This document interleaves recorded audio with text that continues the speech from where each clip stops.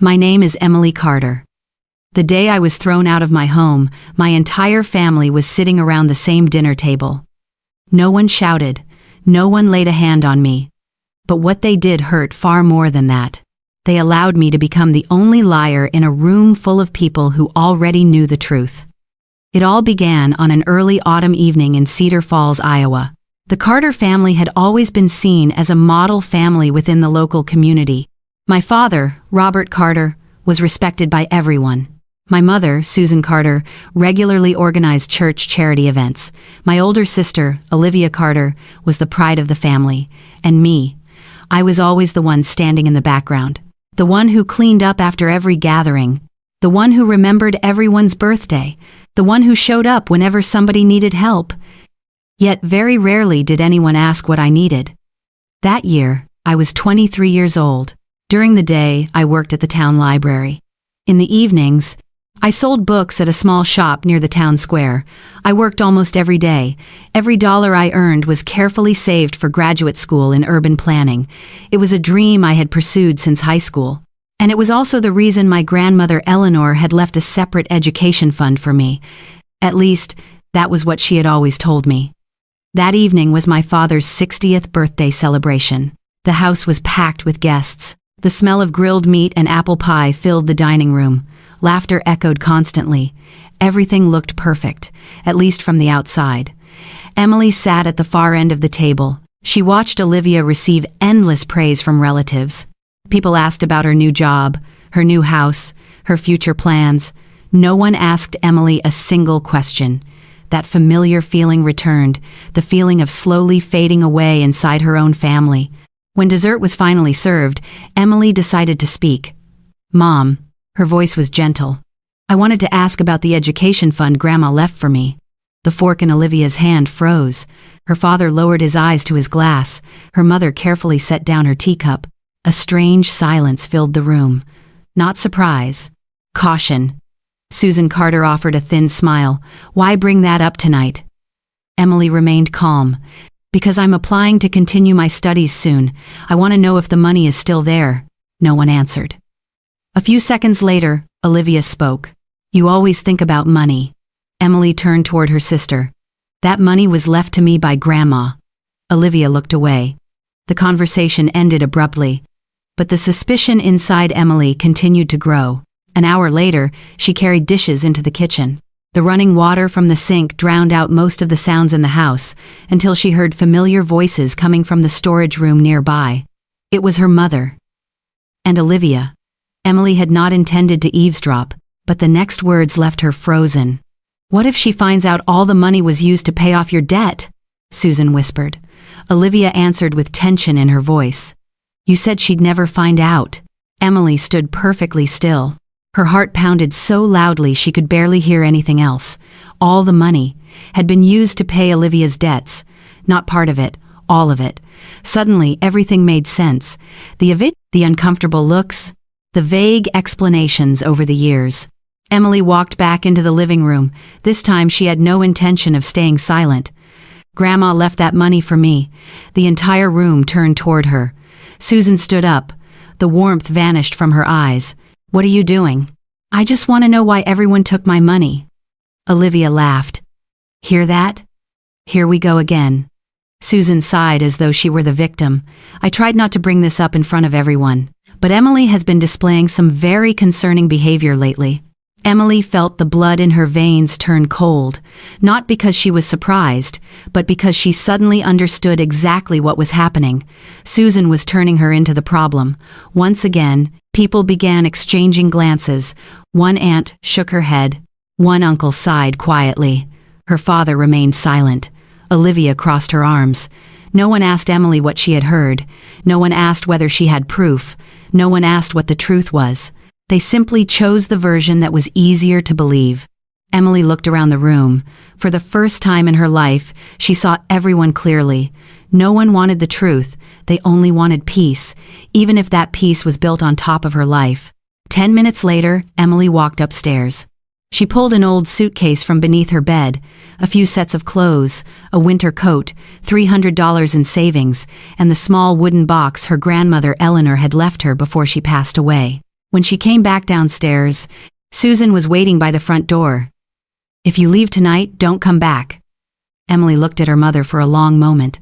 The woman who once claimed to love her unconditionally, the same woman who had just watched the truth be buried in front of everyone. Then Emily opened the door. No tears. No arguments. No further explanations. Because some battles are already lost before they begin.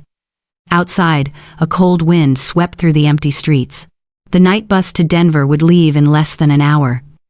Emily walked into the darkness. Behind her stood the house where she had been born. Ahead of her waited a city she had never seen before. She had no idea that night would change the course of her entire life. She also had no idea that the people who looked down on her that evening would one day search for her in desperation. But all of that was still far away. Right now, Emily had only a suitcase, an old wooden box, and a painful truth that had just been buried behind the doors of a house called family. There were nights when I woke up in a strange room in Denver and forgot where I was. Then, a few seconds later, everything would come rushing back. I remembered the house in Cedar Falls. I remembered the long dining table where my entire family looked at me as though I were a problem that needed to be removed, and I remembered the door closing behind me. It was the first night of my new life. It was also the loneliest night. Denver welcomed Emily with bitter cold winds. No family, no friends, no one knew who she was. She rented a bed in a housing facility for women facing hardship. The room was barely large enough for a single bed and an old wardrobe. At night, the sound of ambulances echoed through the window. During the day, she walked across the city, searching for work. Her savings disappeared faster than she expected. $300 did not last long.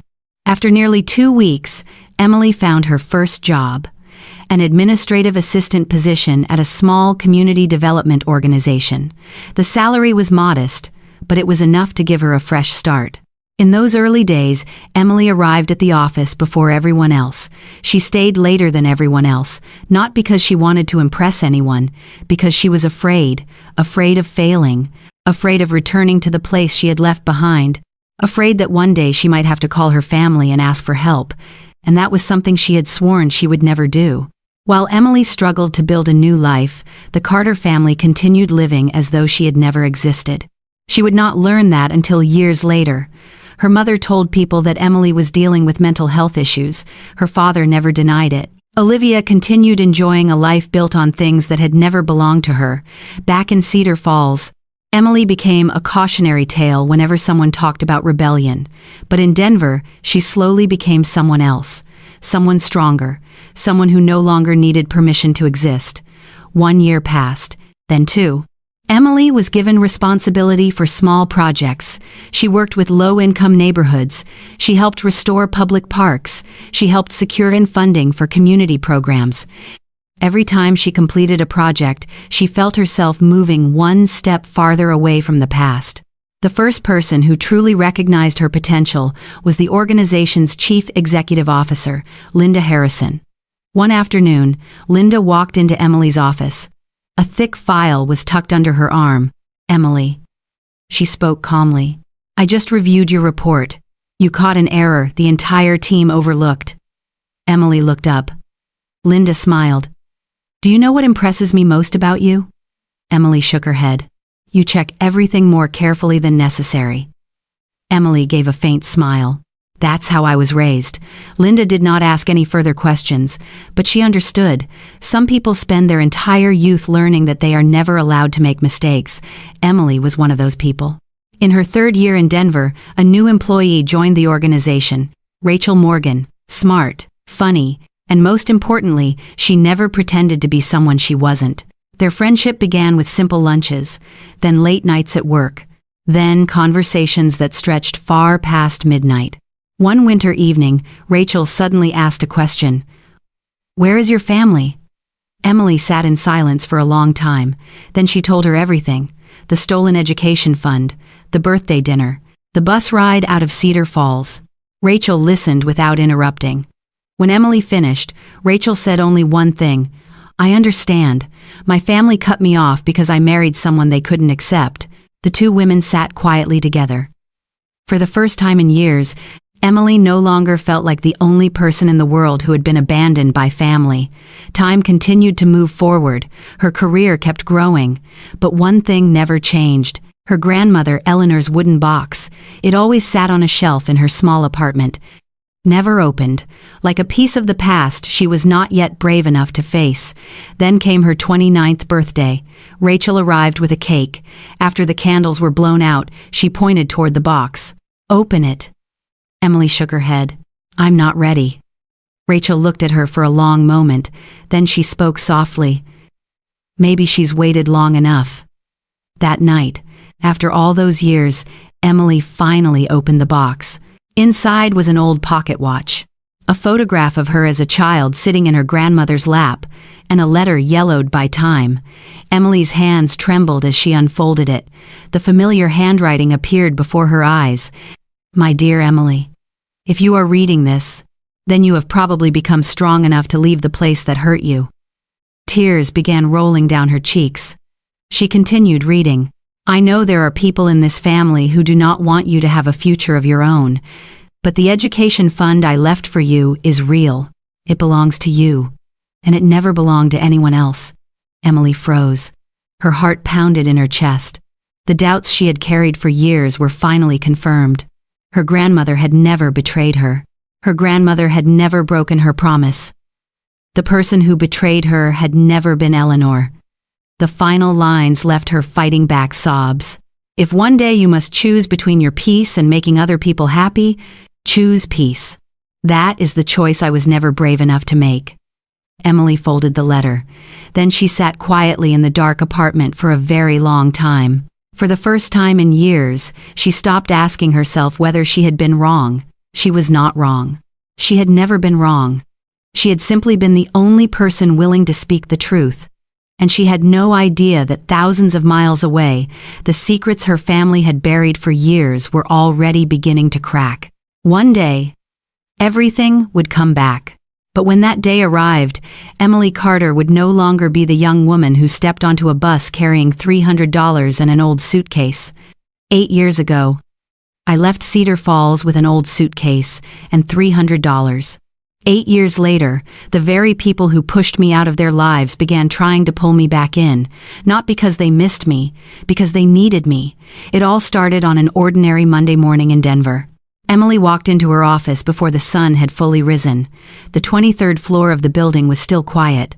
From the large glass window behind her desk, she could see the city slowly waking up.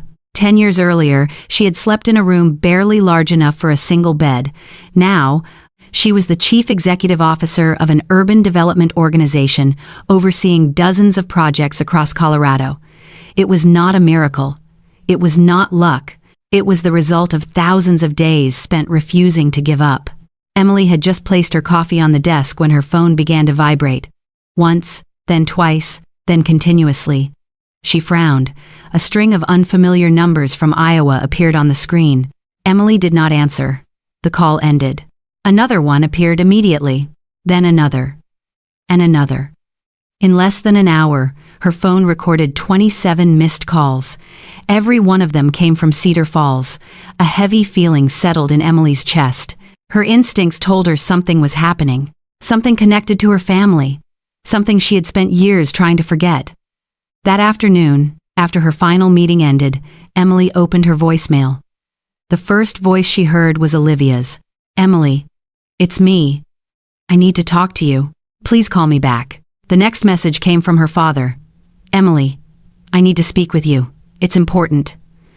Then came her mother's voice. It sounded exactly the way it always had. Controlled, cold. "Emily, the family needs you right now. You should call home."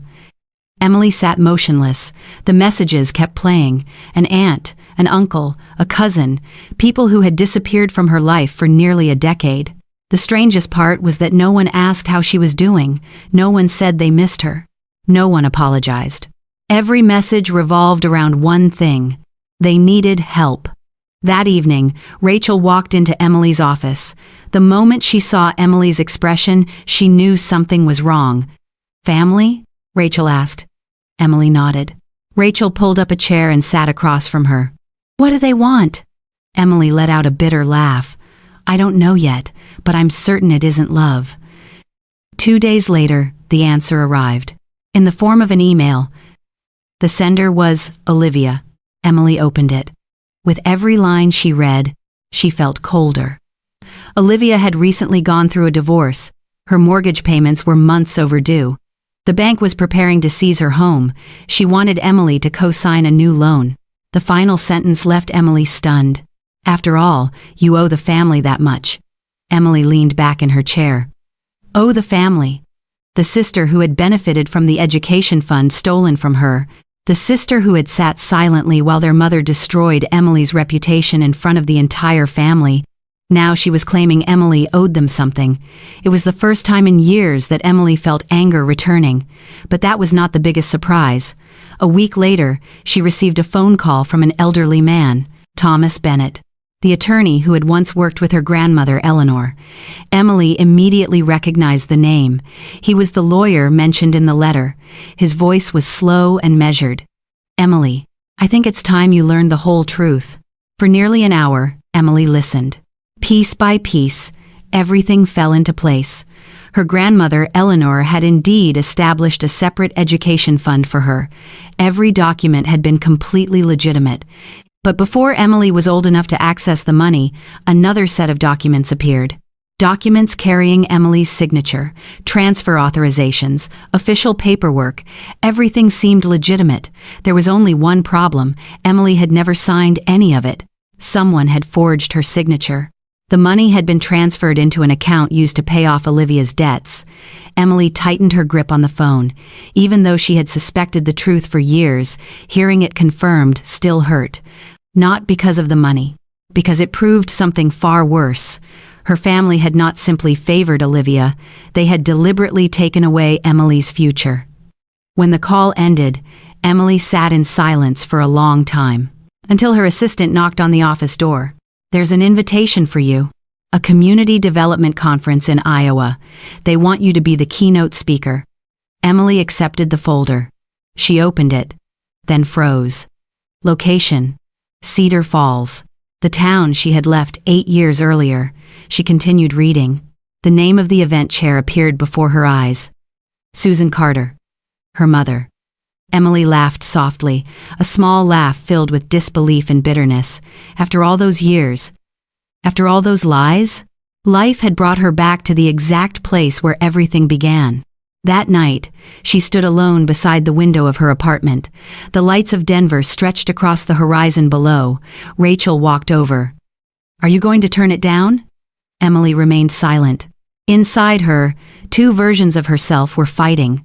One wanted to keep moving forward, the other wanted to face the past. Finally, Emily turned around. Her eyes were calmer than they had been in years. No, I'm going. Rachel nodded. Why? Emily looked out into the night sky. Because this time, I'm not going back as the girl who was thrown out of her home.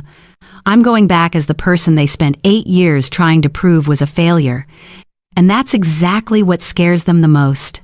Back in Cedar Falls, the Carter family still had no idea that Emily had accepted the invitation.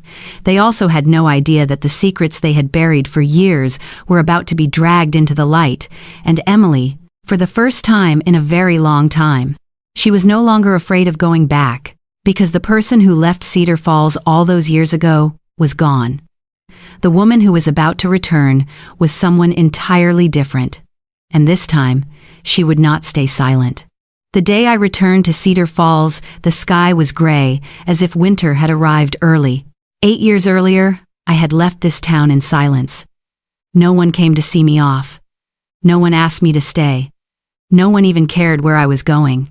But this time, everything was different. The rental car rolled slowly through familiar streets. The old bakery was still there. The church still stood in the middle of the town square. Even the bookstore I used to visit every weekend looked almost unchanged. The only thing that was different was Emily Carter. The conference was being held at the largest community center in town. More than 200 guests had already arrived. Local leaders, business owners, teachers, people who had known the Carter family for years. Emily stood backstage. In her hand was a simple name badge. Emily Carter, Chief Executive Officer. No one in the audience knew that the keynote speaker about to appear was the same girl who had once been considered the town's biggest disappointment. In the guest section, Susan Carter sat in the front row. She wore a dark blue suit. The same confident smile rested on her face. Robert Carter sat beside her. Olivia was seated several rows behind them. None of them had any idea what was about to happen. At 7 o'clock sharp, the host stepped onto the stage. After a brief introduction, he smiled at the audience. Our keynote speaker tonight is one of the most influential young leaders in community development. Please welcome Emily Carter. Applause filled the room. Emily stepped out from behind the curtain. In that instant, the entire hall seemed to stop breathing. Susan Carter froze. Robert's eyes widened. Olivia went pale. Several people in the audience recognized her immediately. Whispers began spreading through the room. Emily Carter? The Carter family's daughter? I thought she disappeared years ago. Wasn't she supposed to have problems? Emily walked to the podium. Calm. Confident. Not a trace of anger showed on her face. She looked across the room. Then she began her speech. Emily spoke about struggling neighborhoods that had been rebuilt, families who had been given a second chance, community projects that had transformed thousands of lives. The audience listened attentively. Then her voice softened. There is one thing life has taught me. Emily paused. Sometimes the place that hurts us the most is the same place that raised us. The room fell silent. She continued, some people are judged by stories other people tell about them. Some people have to leave in order to survive. And some people spend years learning that their worth does not depend on whether others believe in them. Susan slowly lowered her head. For the first time in many years, she could not meet anyone's eyes. Emily never mentioned her mother's name. She never mentioned her family. She never accused anyone. Yet the truth stood more clearly in that room than any accusation ever could. When the speech ended, the entire audience rose to their feet. The applause continued for what felt like forever. Emily looked toward the front row. For the first time in 8 years, she no longer felt small. After the event, people quickly gathered around her. Former teachers, old neighbors, people who had once believed the stories told about her. Many apologized. Many looked embarrassed. Some simply stood there in silence, because they had realized they had believed the wrong person. Then Susan Carter approached. A strained smile appeared on her face. Emily, I'm so proud of you. Emily looked at her. Her expression was surprisingly calm. Proud? 8 years ago. You didn't feel that way. The smile instantly disappeared from Susan's face. Robert stepped forward. I know things haven't been easy, but we're still family. Emily let out a quiet laugh. Family, that word had once meant everything to her, until the day her own family chose to abandon her. Olivia stepped forward. Tears filled her eyes. Emily, I really need help. The bank is about to take my house. I have nowhere else to turn. Emily looked at the sister who had been favored her entire life. For the first time, she felt no jealousy, only pity. Do you know the saddest part? Emily asked. Everyone called me. Every single person needed something. But not one of you said you're sorry. No one answered, because they knew she was right. Emily left the conference center in silence. No arguments, no victory speeches, no drama. Outside, night had already fallen. She stood beside her rental car and looked at the lights scattered throughout the town. This place had once been the source of her deepest wounds. Now it no longer had power over her. 1 month later, Emily officially established the Eleanor Carter Scholarship Fund. It was created for students who had been abandoned by their families or lacked the support needed to continue their education. At the scholarship launch event, a photograph of Eleanor Carter stood proudly on the stage. Emily looked at the woman in the picture and smiled. This was what her grandmother would have wanted. Not revenge. Opportunity. A chance for someone else to keep going. Over the following months, everything in Cedar Falls began to change. Susan lost several leadership positions within the community, not because Emily exposed her, because the truth eventually found its own way into the light. Robert moved out for a period of time. For the first time in his life, he was forced to confront the choices he had spent years avoiding. Olivia lost her house. She moved back in with her mother. The protected life she had always known finally came to an end. One early summer afternoon, Emily received a handwritten letter from her father. It contained only a few short lines. "You deserved a better father. I'm sorry I didn't protect you." Emily read the letter over and over again. Then she placed it in a drawer. She was not ready to forgive, but for the first time, she realized she was no longer angry. That evening, Emily shared dinner with Rachel and the friends who had stood beside her throughout the years.